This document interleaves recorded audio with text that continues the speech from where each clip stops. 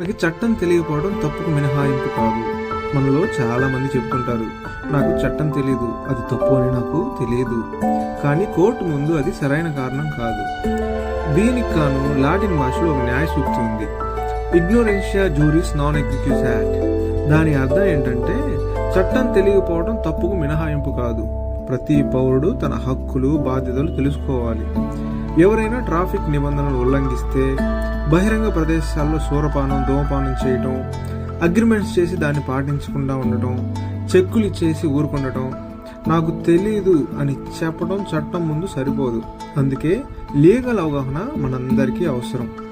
నేను మీ అడ్వకేట్ దర్శి చైతన్య లా టాక్స్ ద్వారా మన చట్టాలను, భారత రాజ్యాంగం మనకిచ్చిన హక్కులను సులభమైన భాషలో మీకు అవగాహన కల్పించే ప్రయత్నం చేస్తాను.